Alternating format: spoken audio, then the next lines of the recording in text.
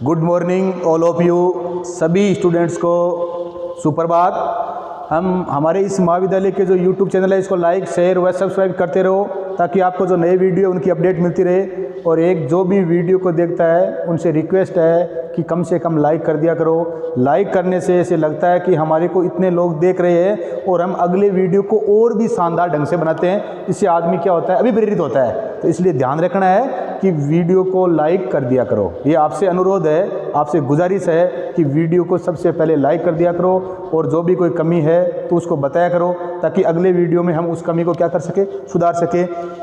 हम जो BA first year political science की बुक है राजनीतिक सिद्धांत, पॉलिटिकल थ्योरी या राजनीति के मूल आधार, ये पढ़ रहे हैं। इसमें हम आज उदारवाद, हमारे 3-4 क्लास से उदारवाद चल रहा है। आज हम उदारवाद के प्रकार पढ़ेंगे कि जो ये उदारवादी विचारधारा है जो हमने पढ़ा था, इसका विकास कब हुआ था, 16वीं शताब्दी में हुआ था, कहाँ हुआ था, ब्रिटेन में हुआ था।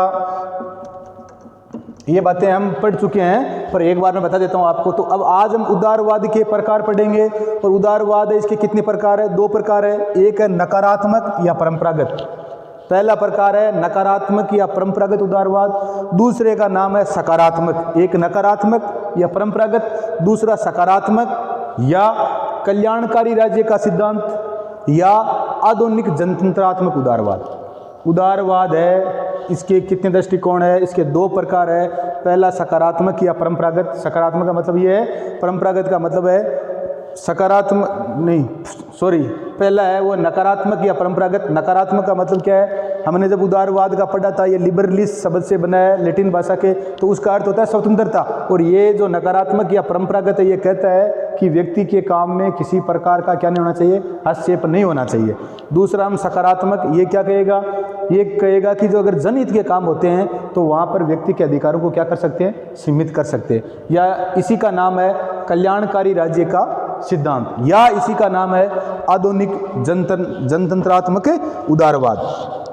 उदारवादी विचारधारा के पिछले 400 वर्षों के विकास इतिहास को देखने से, उसके हम जो पिछले 16वीं शताब्दी में इसका उदय हुआ था और उससे लेकर हम जब ये 20वीं शताब्दी तक बात करते हैं तो हमारे को ये 2 रूप दिखाई देते हैं। तो सबसे पहले उदारवाद के प्रकार या उदारवाद के कितने प्रकार होते हैं? तो उदारवाद के 2 प्रकार होते हैं। पहला नकारात्मक या परंपरागत। नकारात्मक या परंपरागत, इसके नाम से पता चलता है कि व्यक्ति के कार्यों में किसी प्रकार का हस्तक्षेप है, नहीं होना चाहिए, हस्तक्षेप का सिद्धांत है ये। दूसरा है सकारात्मक या कल्याणकारी राज्य का सिद्धांत या आधुनिक जनतंत्रात्मक उदारवाद। अब हम आज नकारात्मक या परंपरागत जो उदारवाद है इसके बारे में अध्ययन करेंगे।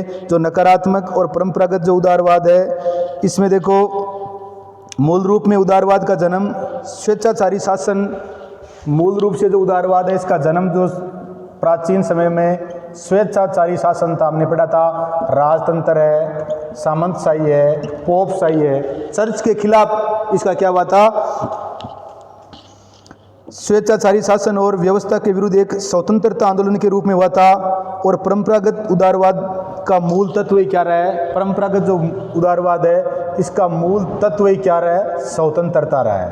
क्या रहा है? स्वतंत्रता। क्योंकि उस समय हमारे राजकाज की या राजतंत्र की या समाज की या राज्य की व्यवस्था ऐसी थी, वो क्या था? स्वेच्छाचारी था। राजतंत्र क्या था? मतलब राजा था, वो निरंकुश था, उसको कोई रोकने वाला नहीं था। समाज की व्यवस्था जैसे सामंतशाही है, पोपशाही है, चर्च का एकाधिकार है, तो व्यवस्थाएं ऐसी थी। तो ये जो परंपरागत या जो नकारात्मक उदारवाद है इसमें इसका मूल विषय क्या था? स्वतंत्रता था। इसका ध्यान रखना है। स्वतंत्रता आंदोलन के रूप में हुआ था। और परंपरागत उदारवाद का मूल तत्व स्वतंत्रता ही रहा। जॉन लॉक और जॉन स्टुअर्ट मिल को परंपरागत उदारवाद का प्रतिनिधि विचारक कहा जा सकता है। क्वेश्चन पूछ ले कि परंपरागत जो उदारवाद है इसका प्रतिनिधि या संस्थापक विचारक कौन है? तो कौन है? जॉन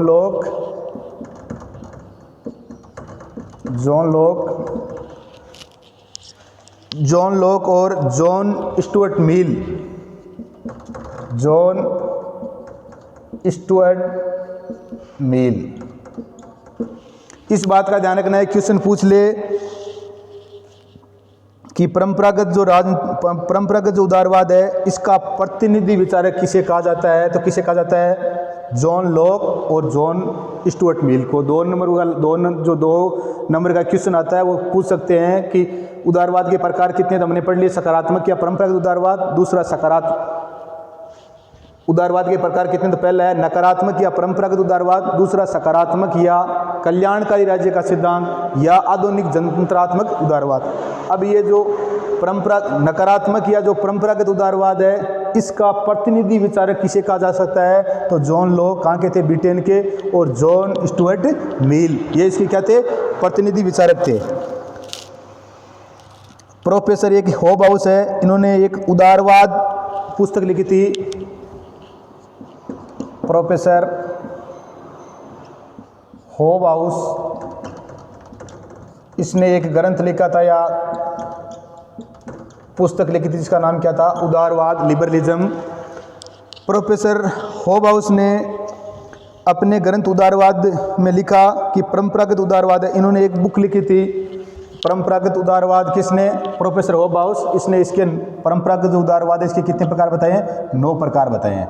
तो हमारे को ये ध्यान रखना है, नकारात्मक या परंपरागत उदारवाद है, ये किसके खिलाफ हुआ था, स्वेच्छाचारी राजतंत्र के खिलाफ हुआ था। और ये क्या चाहता था, ये स्वतंत्रता चाहता था कि व्यक्ति को क्या मिलनी चाहिए, स्वतंत्रता मिलनी चाहिए। नकारात्मक या परंपरागत स्वतंत्रता है, इसके उदारवाद के प्रतिनिधि विचारक किसे मानते हैं, तो जॉन लॉक और जॉन स्टुअर्ट मिल है। और जो प्रोफेसर हॉबहाउस है, इन्होंने एक ग्रंथ लिखा था उदारवाद, इसमें इन्होंने जो परंपरागत उदारवाद है इसके कितने सिद्धांत बताए हैं, 9।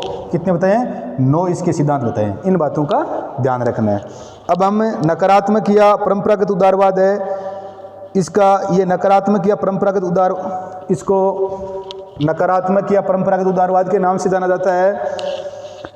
ये सामंतशाही के खिलाफ राजनीतिक स्वतंत्रता, ये सामंतशाही के खिलाफ उस समय क्या नहीं थी, राजनीतिक बिल्कुल ही राजतंत्र था, और वो क्या था, निरंकुश था। तो राजनीतिक स्वतंत्रता के लिए हुआ था, किसके खिलाफ, सामंतशाही के खिलाफ। मैंने आपको बताया था ना, उस समय सामंतशाही अपने भारत में वो थी, जमींदारी पर था।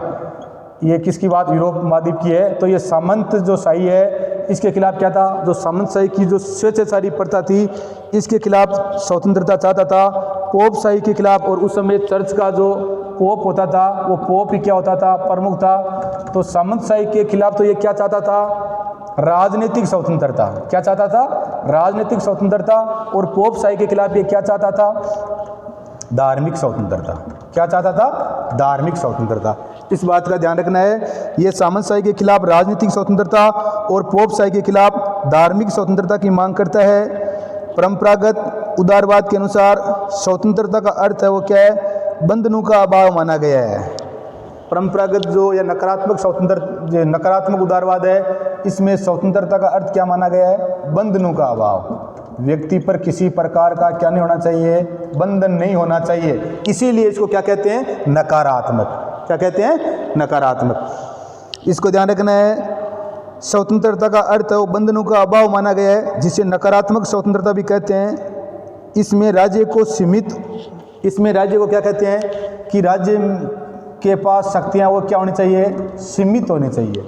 राज्य के पास शक्तियाँ वो क्या होनी चाहिए, सीमित होनी चाहिए। मतलब निषेधात्मक है। इसे इस परंपरागत उदारवाद को क्या कहते हैं, नकारात्मक उदारवाद भी कहते हैं। ये राज्य को सीमित और नकारात्मक भूमिका प्रदान करता है। व्यक्ति के अधिकारों तथा स्वतंत्रता को प्राकृतिक मानते हुए राज्य के हाथों में राज्य सत्ता को जनता की अमानत समझता है। ये कहता है कि व्यक्ति के अधिकार और स्वतंत्रता, जो परंपरागत या नकारात्मक है, ये मानता है जो व्यक्ति की स्वतंत्रता है ये क्या है, प्राकृतिक है। व्यक्ति की जो स्वतंत्रता है वो क्या है, प्राकृतिक है। व्यक्ति के जो अधिकार है वो भी क्या है, प्राकृतिक है। इसलिए ये जो परंपरागत या नकारात्मक उदारवाद कहता है राज्य सत्ता को जनता की, जो राज्य है उसको क्या समझना चाहिए कि जो हमारे को ये सत्ता मिली है ये क्या है, जनता की अमानत है। जनता के जो भाव है उसका इससे क्या करना चाहिए, आदर करना चाहिए। इस प्रकार की बातें कहता है।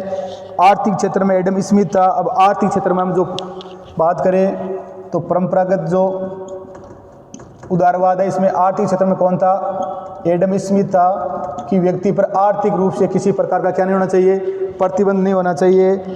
एडम स्मिथ, रिकार्डो, आर्थिक क्षेत्र में एडम स्मिथ,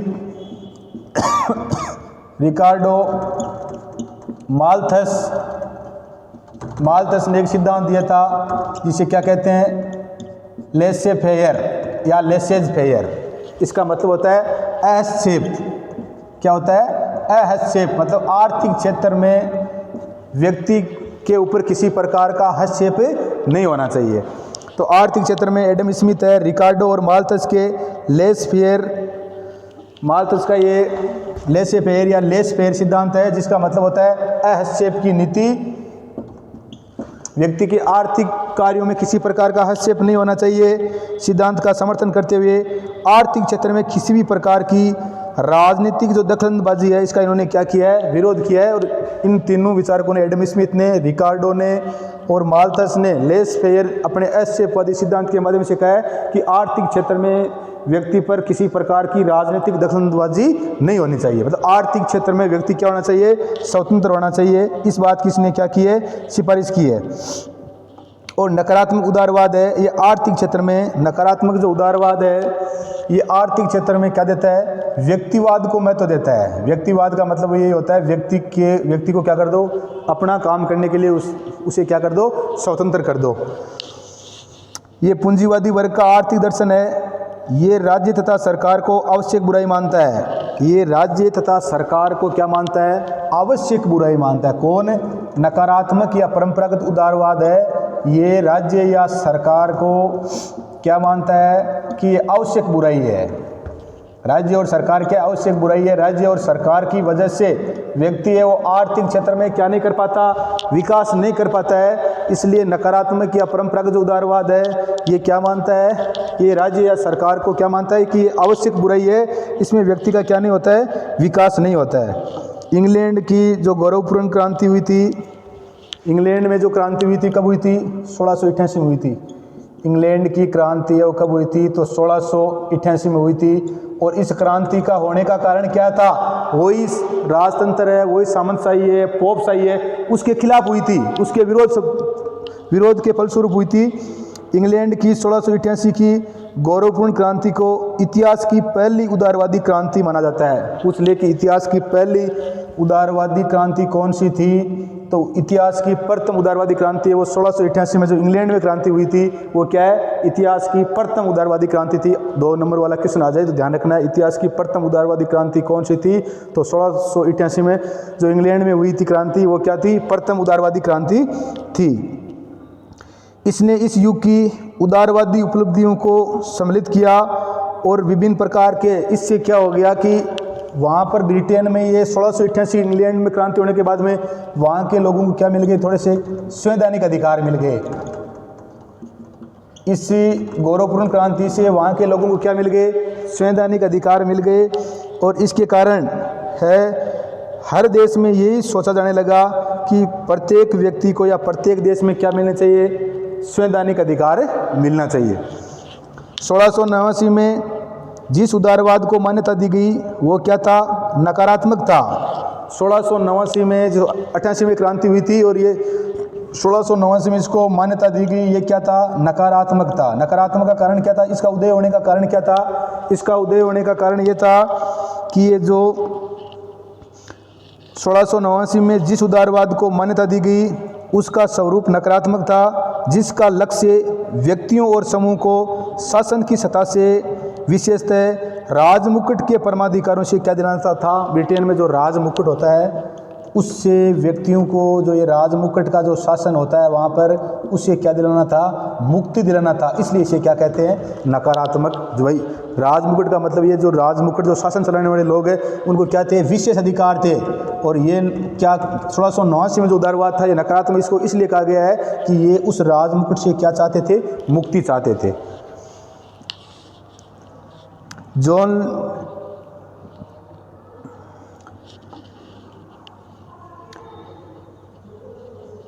जॉन लॉक की एक कृति है। जॉन लॉक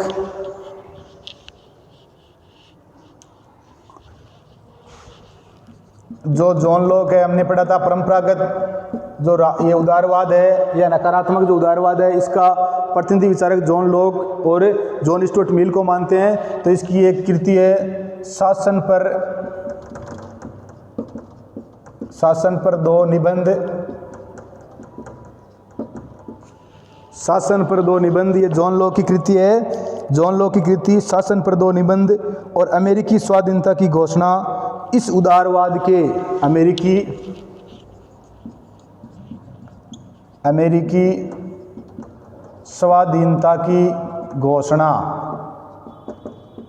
ये दो प्रमुख काम। एक तो जॉन लॉक की कृति है शासन पर दो निबंध, इसने इस पुस्तक में कहा है कि शासन क्या होना चाहिए, संवैधानिक होना चाहिए, राजमुकुट से क्या मिलनी चाहिए, मुक्ति मिलनी चाहिए। और दूसरी है अमेरिकी स्वाधीनता की घोषणा।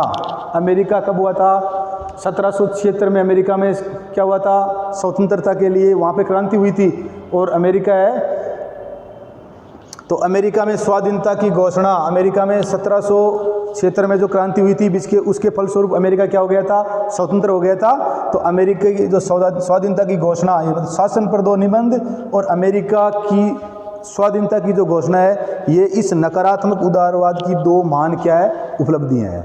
इस बात का ध्यान रखना है। पूछ ले नकारात्मक या परंपरागत जो उदारवाद है इसकी महान उपलब्धियां है क्या है, तो ये ध्यान रखना है। तो जॉन लॉक की पुस्तक है शासन पर दो निबंध, और जॉन लॉक को क्या मानते हैं, जॉन लॉक को जो परंपरागत या नकारात्मक उदारवाद है इसका पिता भी कह सकते हैं, इसका प्रतिनिधि विचारक भी कहते हैं। इसकी पुस्तक ये, इसके बाद में इसे लगने लगेगा कि शासन वो क्या होना चाहिए, संविधान के अनुसार होना चाहिए और अमेरिकी स्वाधीनता की घोषणा, ये इसकी दो महान उपलब्धियां हैं। यह उदारवाद के महान स्मारक है। आगे चलकर उपयोगितावादी विचारक बेंथम और जेम्स मिल ने भी अंग्रेजी जो उपयोगितावाद है इसकी नींव रखी, और उसके बाद में हमारे को जो आगे उदारवाद देखते हैं उसमें क्या मिलता है, राजनीतिक उदारवाद का दर्शन देखने के लिए मिलता है। तो आज हमने ये नकारात्मक उदारवाद है, इसकी जो मान्यताएं वो अगले चैप्टर में पढ़ेंगे।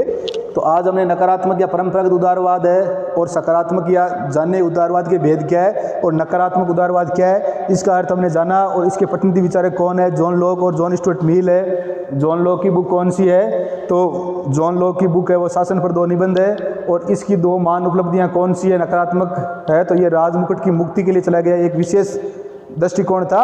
और इसकी दो महान उपलब्धियां हैं वो क्या है, शासन पर दो निबंध और अमेरिकी स्वाधीनता की घोषणा। इस वीडियो को अच्छी तरह से देख लेना 2-3 बार, और हमारी जो ये बुक है राजनीतिक सिद्धांत, इसका ये अध्याय है उदारवाद, ये ध्यान से है वो इसका अध्ययन कर लेना, समझ में आ जाएगा। धन्यवाद। जय हिंद, जय भारत।